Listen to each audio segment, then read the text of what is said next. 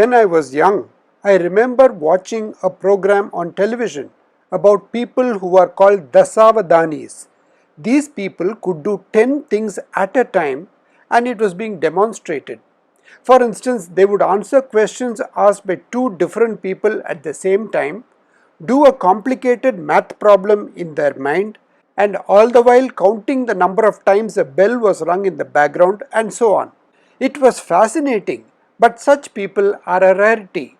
But as commoners and as doctors specifically, we too are sometimes expected to multitask. Supposing you're performing a delicate surgery, then one of your friends or colleagues calls you to get him out of a complication in the surgery he is doing in the neighboring operation theatre. At the same time, a message arrives that you should immediately talk to the administrative head regarding a patient in the ward, and the theatre assistant informs you that a VIP patient has sought immediate consultation with you. You may personally feel that you can handle all these at the same time, but maybe not to your satisfaction. But there are some people who are capable of handling such situations casually and with elan. It is indeed a pleasure to watch such people dealing with so many activities almost simultaneously. There is an important question here. Should everyone learn to multitask like this, or should we concentrate on just one task at a time? I read a very interesting book, The 12 Monotasks by Thatcher Wine, which is a rallying cry against multitasking in a distracted world. The author argues that doing one thing at a time with full attention, whether eating, working or listening, is the secret to productivity, joy and deeper connections. It applies to everyone, even us doctors. Obviously, multitasking is performing multiple tasks at the same time, whereas monotasking is performing only one single task at a given time. So, when you are performing one task, the other tasks that present to you are considered distractions from your main task. In the book that I have mentioned, the author highlights certain points about multitasking and monotasking. Let us see what these are and let us see how they can be applied to our lives. One of the first things he says is that multitasking is a myth. Now let us just consider a small example. Nowadays we see children and sometimes even adults, when they sit down for a meal, they always take their mobile phone with them to watch something. Sometimes they read something, the messages on the phone or iPad, and they also keep talking at the same time. We tend to think that the brain is handling all these activities at the same time. Psychologists say that it is not so. The brain does one activity at a time but rapidly keeps alternating between the activities.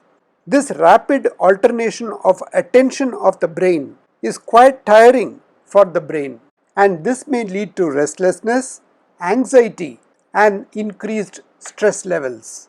So instead of wearing out the brain with such relentless activities, the author prescribes 12 monotasks that should be done daily to master them. And these monotasks are those activities that we do day in and day out. For example, eating. We rarely savor the flavors. We are more interested in showing a picture of the food to our friends on the social media, but we fail to enjoy the meal, the flavors and the taste, let alone chewing the food properly. This must be learned. Eating, enjoying the food that we eat. The second is walking. We walk quite a lot of times in between buildings, in between wards. What we need to do is notice the surroundings. Most of the time we have our mobile phone on, we browse through the messages, we browse through our email, and we also browse through the social media like Insta. But what we are missing is what is happening around us. We learn a lot of things when we notice what is happening around us. Listening to others is a great respect that we give for that person. Instead, when someone is talking, we have this habit of switching on the cell phone and again browsing through. This is not only a great disrespect to the person who is talking, but also deprives us of the opportunity to learn something new. So we need to learn to listen without interrupting or distracting ourselves. And we often fall asleep with the cell phone in our hand, watching something, tiring ourselves to sleep. This is not a good sleep because it never gives the rest that a sleep should provide. While working also, we need to single task or monotask, that is, concentrate completely on the work that we are doing. We learn a lot of things while working, and we are also applying our knowledge in that particular work that we are doing. This should be done in a totally concentrated way. We must also learn to read deeply without just skimming. This is a time when we gather the most amount of knowledge from the experiences of other people. It is not only while working and reading that we need to concentrate on what we are doing. Even when we are creating, when we are bringing out the passion from our heart, we need to do it without any distractions. Creating an art is like a flowering of the soul, and this should also be done with pure concentration so that the results are best. This same concentration must be applied even while exercising, where there is a mind to muscle focus, or while driving. Driving is a very attention specific or attention intense activity where 100% attention is required. Even 99.9% attention may prove disastrous. Distractions in the form of loud music or loud conversations may be detrimental sometimes. So this task of driving must be taken up as a monotask where complete concentration is given. While waiting to meet someone, we often whip out our mobile phone and start scrolling. Instead, it would be better to live in that particular moment. Watch the people around us. We gather a lot of information from watching people.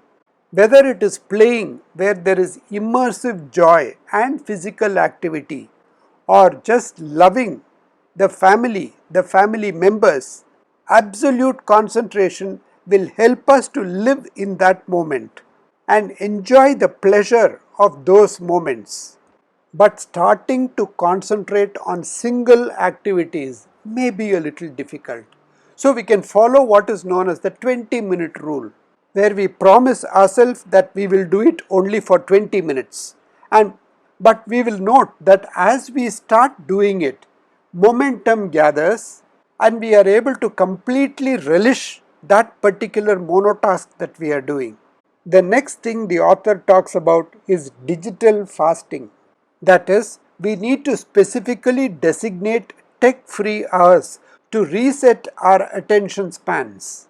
Scheduling such regular tech-free hours involves consciously limiting or eliminating technology use during specific periods to promote mental and physical well-being, improve relationships, and enhance productivity. In other words, we need to slow down to speed up. That is because monotasking reduces errors and boosts efficiency in the long term. By eliminating distractions and dedicating our full attention to a single task, we can improve focus, reduce the mental fatigue, and ultimately complete work more quickly and accurately. But let us accept it. If we are going to design tech-free periods, boredom is going to creep in sometimes. This boredom is very productive because letting our mind wander sparks creativity. When bored, the brain has more space to wander and make connections between ideas. Studies have shown that individuals who have experienced boredom have generated more creative ideas on subsequent tasks. And while working on the electronic devices, we must learn to do what is known as single tab work. So we need to close all browser tabs except one so that we can crush distractions. Otherwise, it's very tempting to just go there and see what email has come, to just go into Insta to see who has updated their reels, and so on. And while on the subject of monotasking, we need to prefer depth over breadth. It is better to fully master one skill than dabble in 10. And mastering one skill takes just 10 small steps.